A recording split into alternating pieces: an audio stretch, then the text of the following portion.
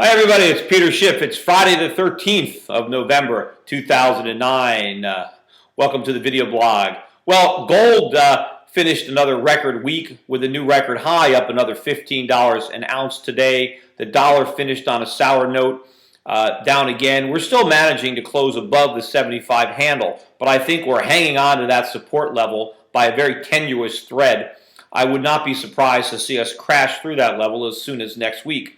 You know, President Obama is touring Asia right now, and I think he's going to find a lot of problems for the dollar on this trip. You know, we just got news last night out of the finance minister of South Korea that after spending or buying $65 billion this year in an effort to try to slow the appreciation of their currency, they're basically giving up, and they're going to stop buying dollars and let their currency rise. And I think we're going to find Asian central banks around the world coming to the same conclusion.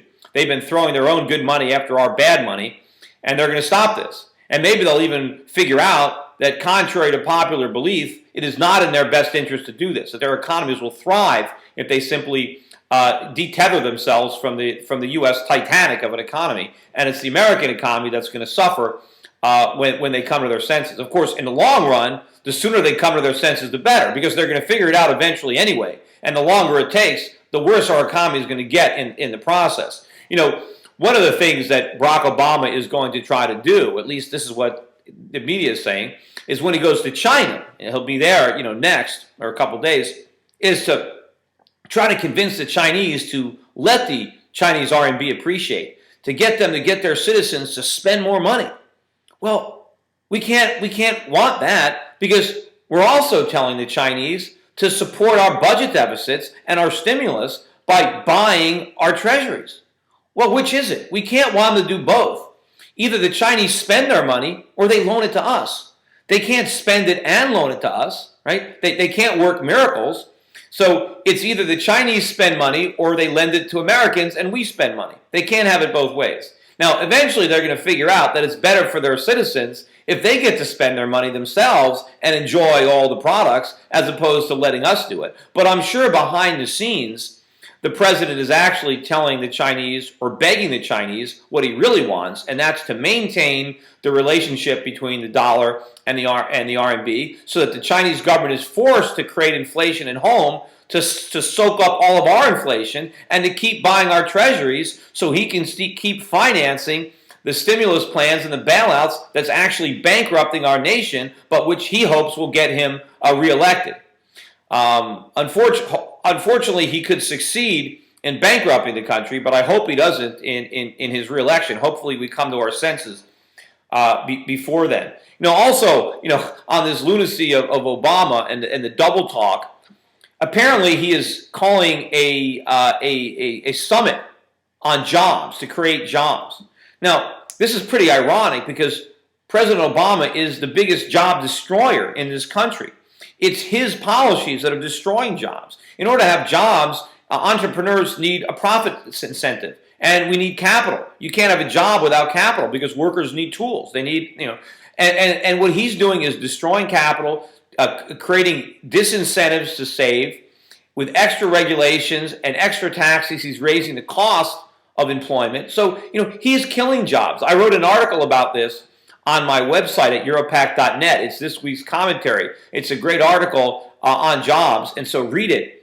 Unfortunately, I wish Barack Obama would simply read my little article. It would save a lot of money and probably a lot of jobs over having this big show in Washington, this phony job summit that isn't going to create a single job while he goes on destroying jobs with his policies. Part of the job destruction has to do with the trade deficit. Trade deficit came out today. It surged by 10%. That's the biggest increase in the trade deficit in over 10 years, or surged by 18%.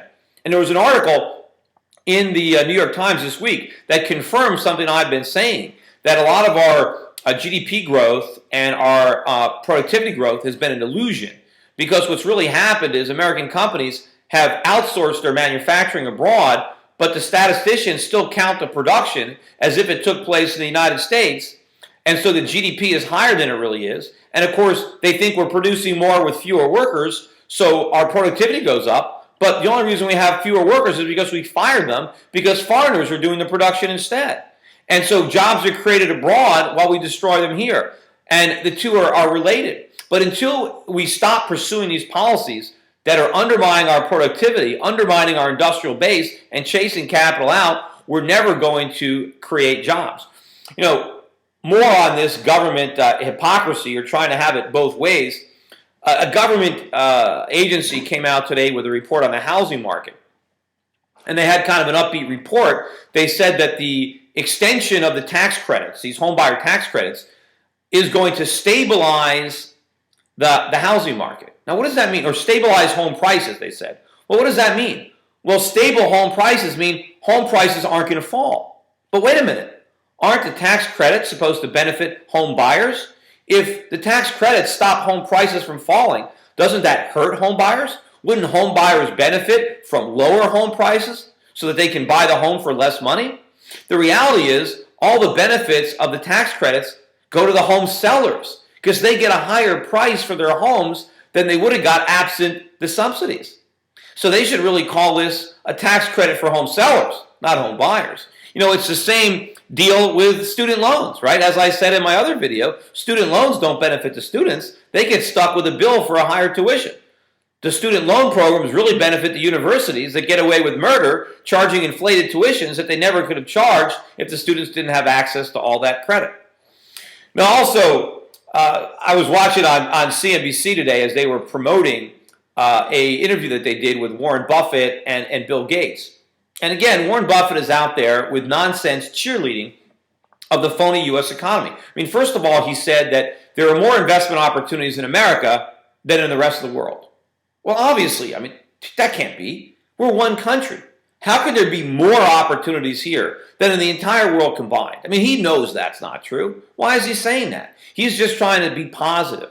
You know, he also said that he has confidence in our system, that our capitalistic system, that our market-based system has worked. It's always come back, and he has confidence that it's always going to work.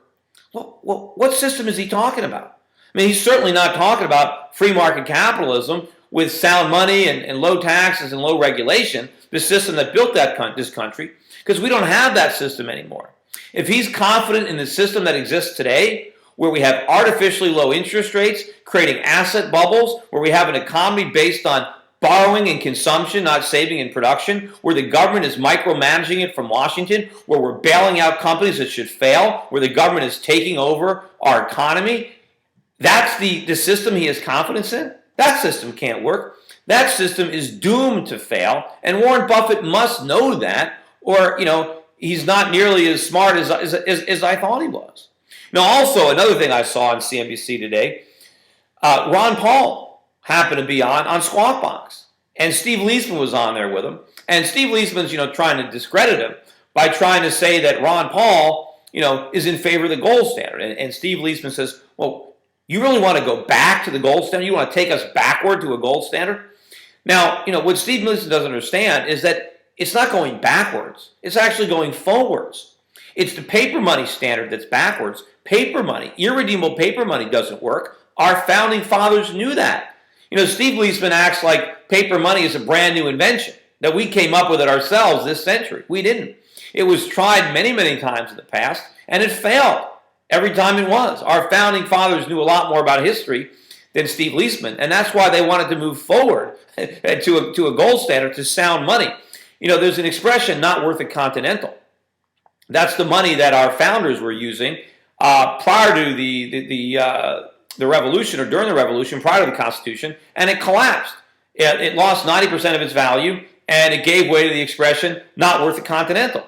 Unfortunately, Steve Leisman doesn't understand this, and if we don't learn from history, we're condemned to repeat it. And the phrase, not worth the continental, is probably going to be replaced one day with not worth a Federal Reserve note. Anyway, that's it for today. One thing I want to mention, I am holding a make-up money bomb. You know, we had the money bomb last week on Thursday. The saboteurs screwed up the website, so a lot of people couldn't donate. So let's make the make-up rain check money bomb this Monday, November 16th. So if you couldn't donate the first time, donate this time, and even if you did donate, donate again. Let's show these guys who are trying to screw up my campaign that if they do it again, it's just going to backfire, because the more they screw us up, the more we're going to raise, and if they do it again, we're just going to raise even more money because of their efforts. Anyway, take care, everybody. Have a great weekend.